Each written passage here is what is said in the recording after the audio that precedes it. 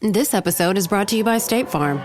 From your morning podcast to your afternoon playlist, State Farm knows you personalize your entire day, and that's why State Farm helps you personalize your insurance with the State Farm Personal Price Plan. It offers coverage options that help protect what you care about most at an affordable price just for you. Like a good neighbor, State Farm is there. Prices vary by state. Options selected by customer. Availability and eligibility may vary. Apple Card is the credit card created by Apple. You earn 3% daily cash back up front when you use it to buy a new iPhone 15, AirPods, or any products at Apple. And you can automatically grow your daily cash at 4.15% annual percentage yield when you open a high-yield savings account. Apply for Apple Card in the Wallet app on iPhone. Apple Card subject to credit approval. Savings is available to Apple Card owners subject to eligibility. Savings accounts by Goldman Sachs Bank USA, member FDIC. Terms apply. In sports, the scoreboard doesn't tell the full story, but Netflix does. Stories about dads who happen to be world-class quarterbacks and a battle for the heart, soul, and direction of the multi-billion-dollar business of F1. Whether you're a diehard fan or you're brand new, Netflix has the stories for every type of fan. You can watch these incredible sports stories like Quarterback, F1 Drive to Survive, Untold, and many more now on Netflix.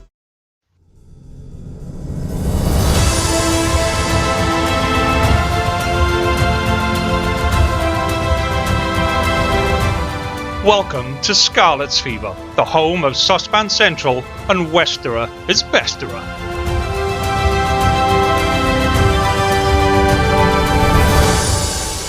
Hello and welcome to a very special edition of Scarlets Fever with me, Lee G, and joining me today is Rito Hlungwani.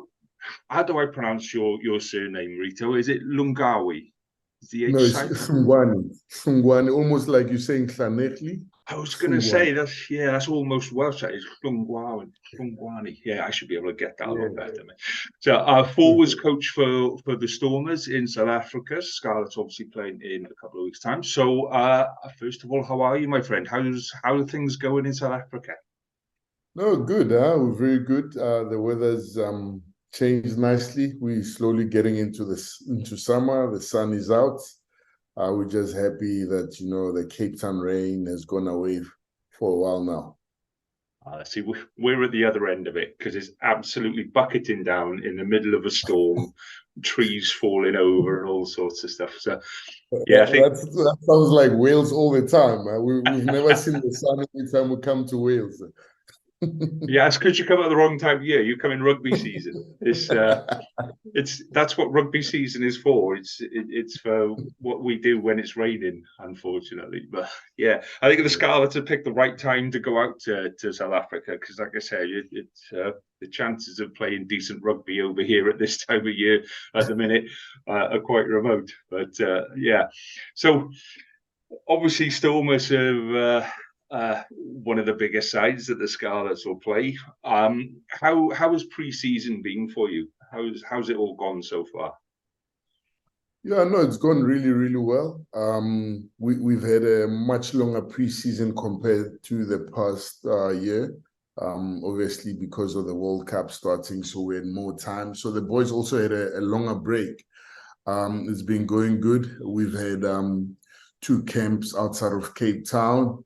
The one camp, the boys went hiking. It was more for team building. They really enjoyed that, did a bit of water rafting. And we've been training at our base in Belleville. And then we had a second camp out in George, which is on the way to the Garden Roots, which was really, really fun, and played 3 friendlies there against the local team they called the Eagles. And then we played the Sharks. So it's been a very good preseason. And we've had enough time to prepare and get the boys fit.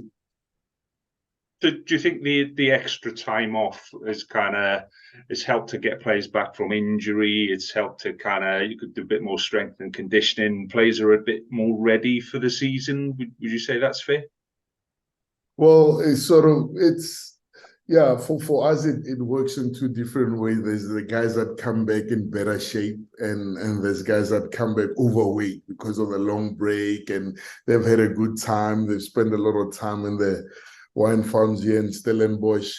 But I think in terms of training, we've had more time to prepare, get them into the right shape, and train more in terms of our game model. We've sort of had more time to prepare better, But in terms of the break we gave them, where they had off after the final, I think maybe next time we might shorten that. Looking at the shape some of the boys came back in. So that doesn't sound like a rugby player at all. Being a couple of weeks off and spending most of it drinking beer and eating burgers. No, that would never happen, would it? So what about recruitment then? Obviously, there's a couple of big names that have come in, but what's your recruitment been like over the season? Is there anyone that's particularly standing out for you? Yeah, look, obviously, you might be aware we've lost Stephen Kitsoff, we've lost Marvin Ori, and we've obviously brought in some, a cover for Stephen. We've brought in two loosehead props. Steve Stoller previously played for the Lions, but the good thing about him, when he was a junior, he used to play here at the Stormers. He played for our under 19 team and our under 21 team. He's played Currie Cup here before and then decided to move to the Lions, but he's now back, so he understands our system. He's worked with some of our coaches, so that works really well for us. And then we've got Lizo Koboka, who comes from the Bulls, who's a Springbok. So we brought those two guys to come try cover for Stephen Kitsoff. They're doing really well. Getting fit and looking forward to see them put on the Stormers jersey, and we've bolted our backline. Stocks, we brought in Skosan from Northampton. He's a player who's originally from the Cape, so he really understands the culture, the style of play. We're just happy to have him back. He did really well for Northampton Saints, and we thought it would be great to have him down. To sort of create more competition in terms of our outside backs. We already have good players like Zas, Angelo Davis. Sinatla is still out with an injury after that car accident, so Kosan will cover nicely there. We also have Ben Loader coming down from London Irish. He's one guy that, gave us a hard time when London Irish played against us here in Cape Town, so he left that mark, and when the opportunity came for us to get him, we jumped right at it, and he agreed, and he came here, and he seems to be really, really enjoying it, And we also brought back Warwick Haaland, who played for us when we won the URC the first year. He's come back, more experienced. He's had a bit of a feel of France. Now he's come back to sort of bolt our outside back combination. So we're quite happy with the new guys that have come in. And we're looking forward to sort of, working well with them. We're still obviously trying to fill up the position of lock. Marvin Ori's left, so we might still want to recruit someone there. But at this stage, we feel we're quite happy with the cover to start the competition. We'll see what happens in the near future. Cool. So, I mean, you touched on there about the culture and the ethos within the Stormers. So, I mean, we all kind of try and say what our culture is, and sometimes we get it really, really wrong. So, how would you describe the culture and the ethos of the Stormers? Yeah, the interesting thing about the Stormers is, it's Dobo calls it the melting pot. You get people from all over South Africa, from different religions. We speak different languages. I think in the team, there's about 8 different languages, 7 or 8 different languages. We come from different schools, different backgrounds. And the one thing is that when you come to the Stormers, our slogan there usually is, we might not look like it, but we all belong together. So when you come in there, whatever you bring, whatever your religion is or your race or your culture, when you come to the Stormers, you have to feel like you belong. You have to feel like you've got a voice.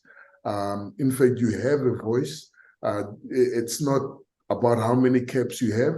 If you've got something to say that's going to make the boat go faster. That's going to improve the Stormers. You have a voice and you have to say it. And that's one thing we work really hard on as the Stormers, to make sure that everyone is comfortable.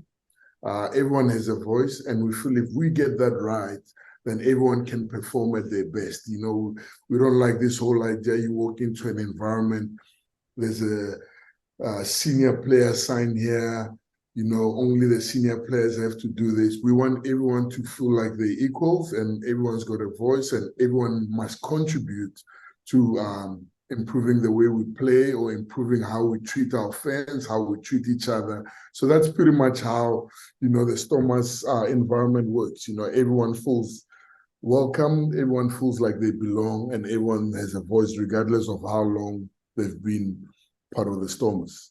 I think that's fantastic. And internationally, we struggle with two languages sometimes, you know, English and Welsh.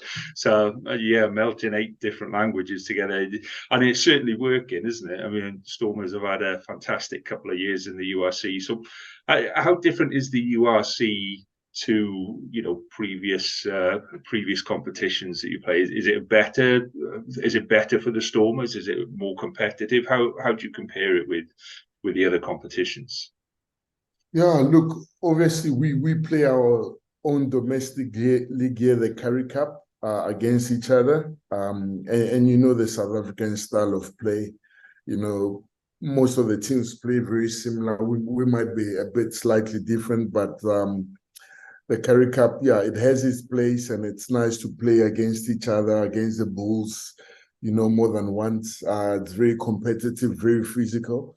And then we had Super Rugby, you know, which was totally different. Now you travel to Australia, New Zealand, different time zone. There's jet lag to deal with, and it's a totally different style of play when you get there. You know, you go play the Crusaders.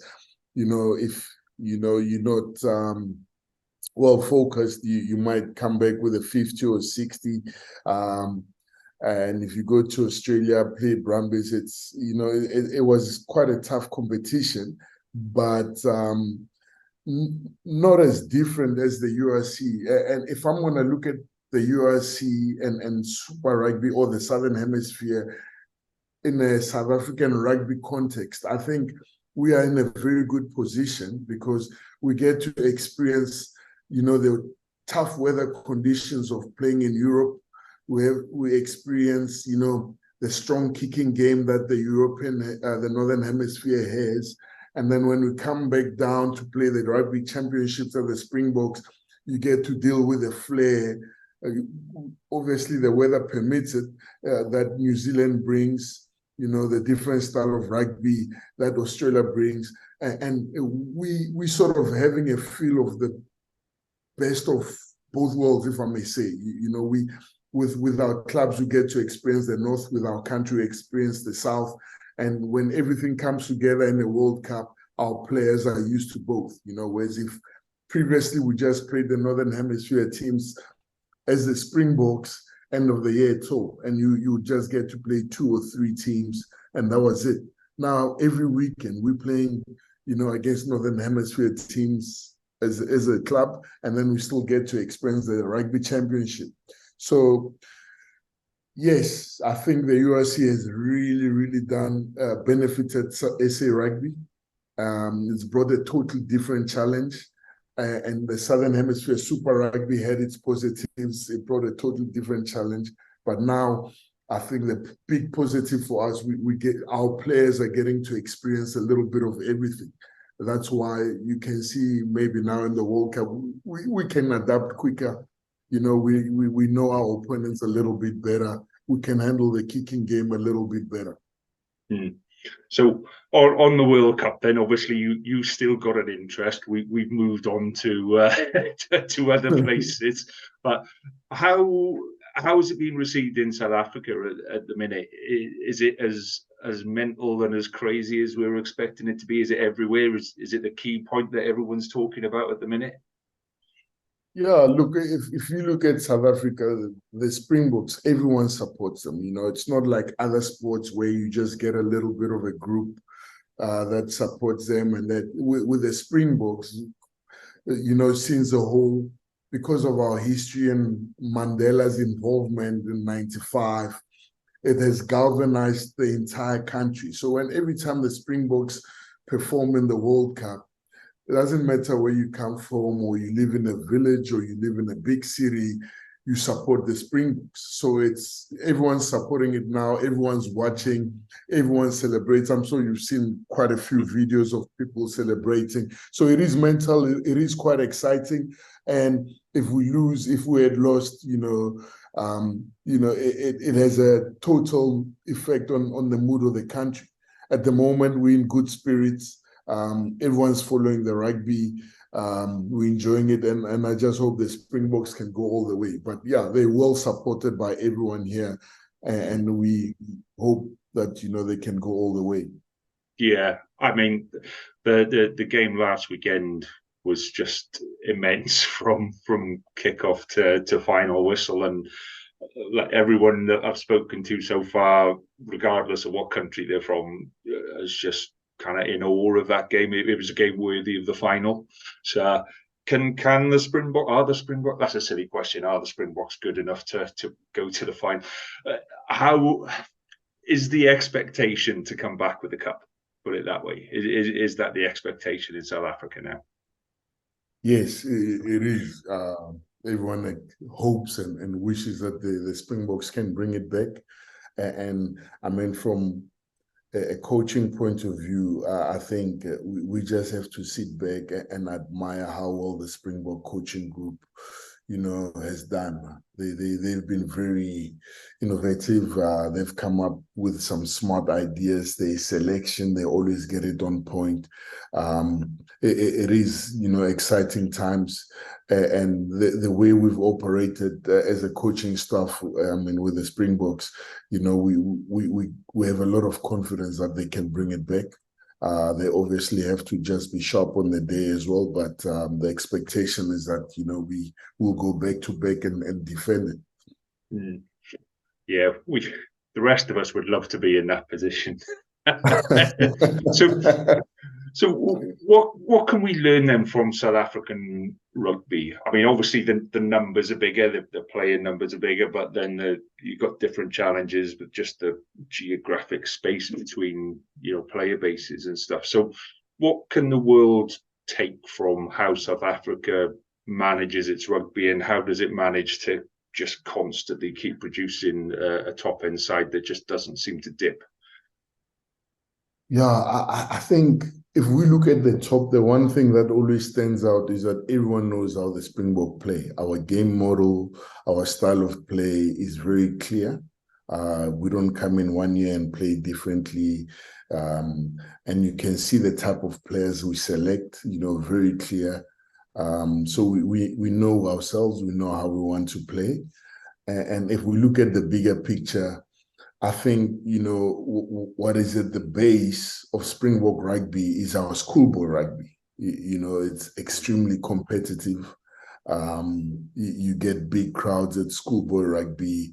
The schools, they have a ranking every year. There's massive derbies, or, some schools want to go unbeaten. There's lots of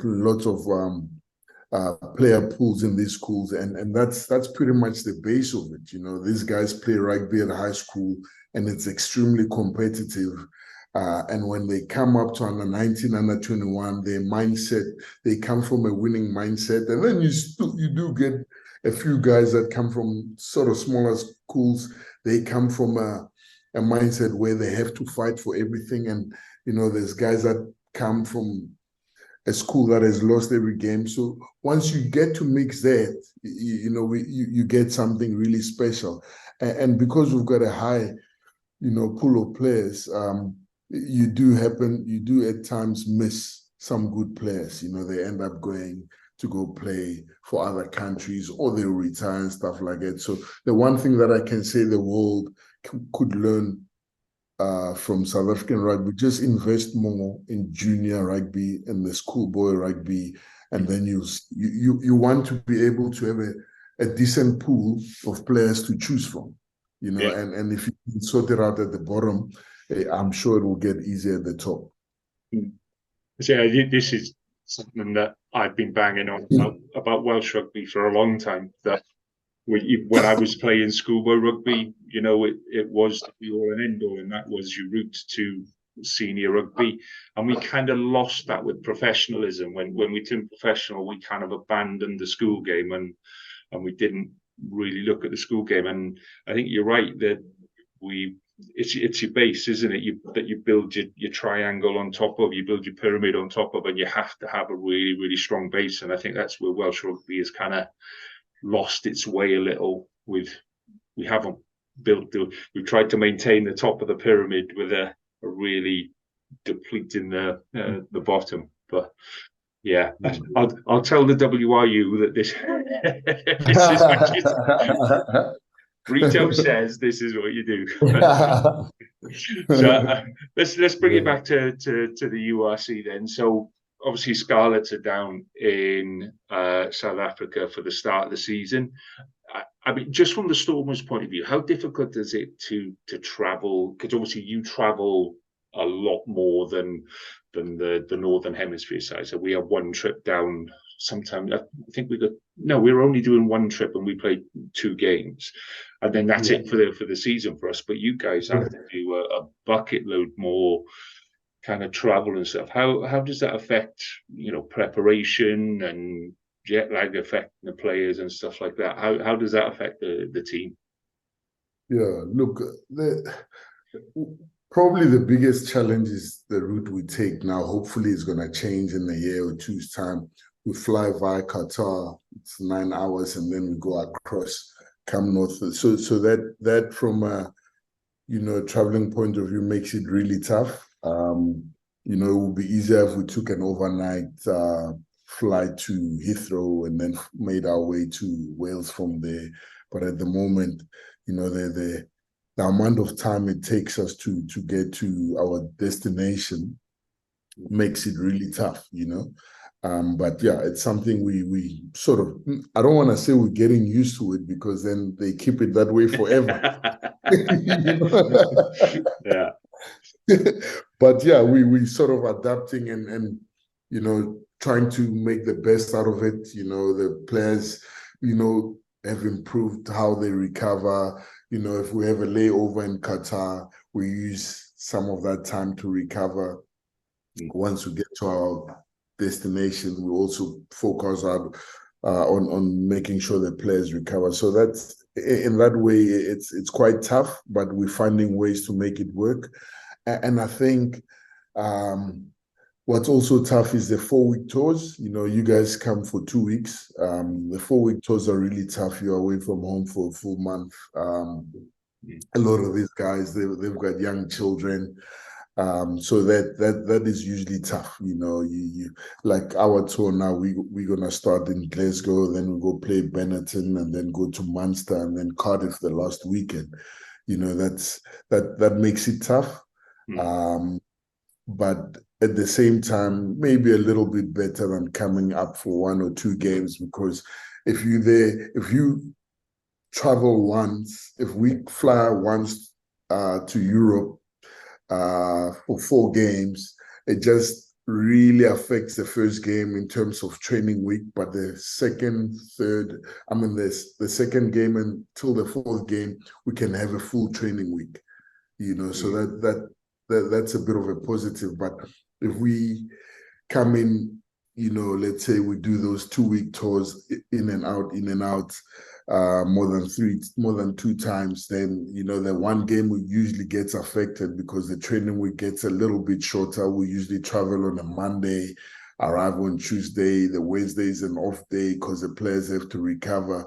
Then technically we can only train or have a captain's training, so there's that challenge. But it is tricky. So we just have to deal with it and find the best possible way to still win games, even though we are away from home for a long time, or we have to train a little bit or adjust our training weeks. But yeah, it is a bit of a challenge, but we're not really complaining a lot because we're really enjoying the USC. We're enjoying traveling, meeting new people, going to different cities. yeah, that's also like something the players and the coaches really enjoy. We've made friends all over the world, you know, so there's also positives to it, more than there are negatives. Yeah, absolutely. So what can the Scarlets expect then, and what are you expecting from the Scarlets next week when we meet? Is it, I mean, Scarlets, you will have seen the stuff going on in Welsh rugby and depleted squads and this, that, and the other, but then that means that the training is very much focused on a smaller squad. So the team that we put out should, in theory, be a lot kind of more cohesive. So what kind of game are you expecting from the Scarlets? What are you hoping for?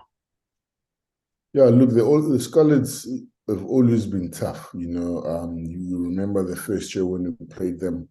That was for us to win the South African conference. You know, we had to score a try in the last minute. You know, last year they came down here, and it was a tough game. So yeah, we not. I mean, we know the Scarlets are tough. We're not expecting anything different from what we've experienced before. So we will make sure we prepared really, really well. They've got some very, very good players. So it's definitely a challenge, you know, to dominate a team like the Scarlets. So we'll see how it goes, but we'll know we're tough. You know, I'm not sure if Fifita will be back, a very good player from a forward point of view. Really, really good player. Luisi, good player. I don't know if Gareth will be back. Ken Owen. So the Scarlets have a very decent squad, good experience. So they'll always push us. So that's the one thing we're expecting, a tough game.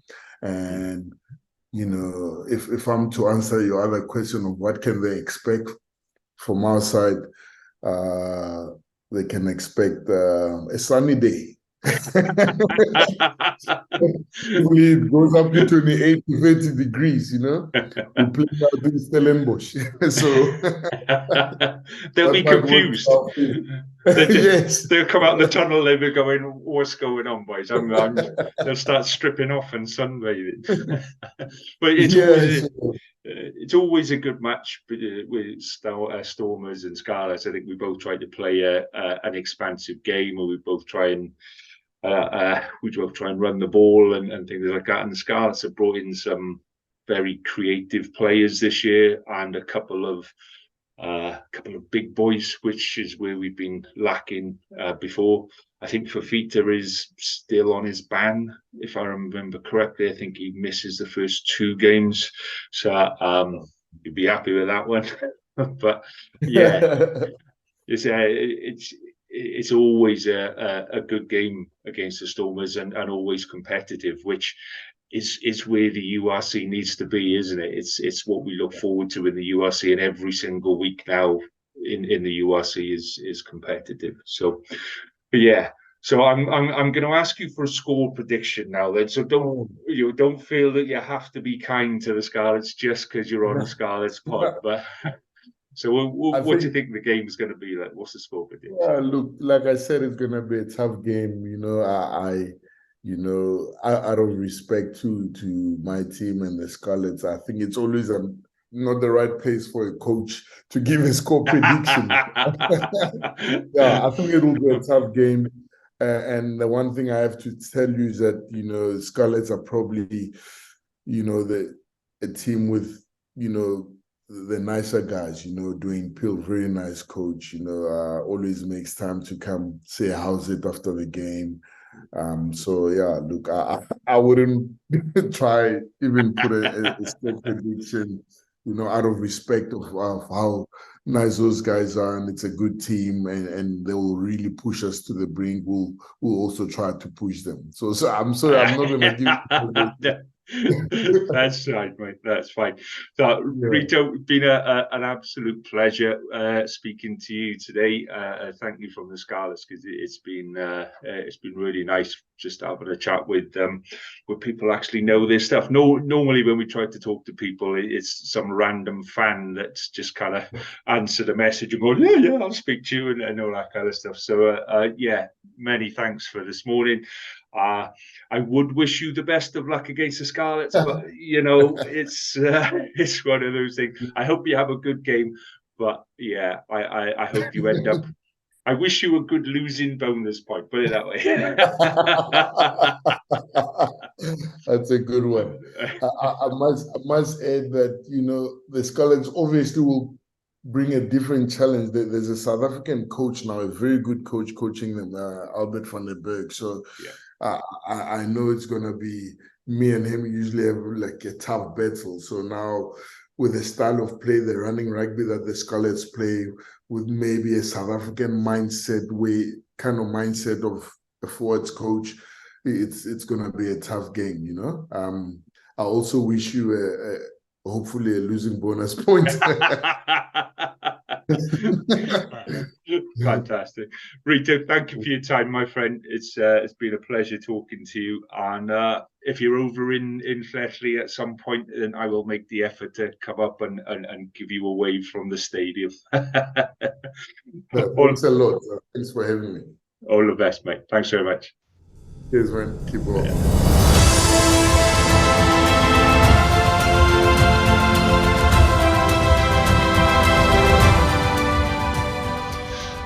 Thank you for listening to the Scarlets Fever podcast. We hope you enjoyed the show. Please subscribe, rate and review wherever you listen to us, as it really helps us spread the word.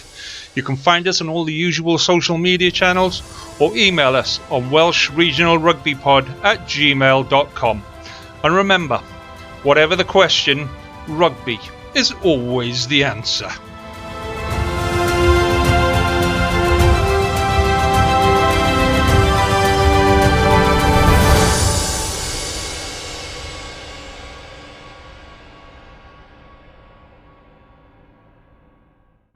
Sports Social Podcast Network.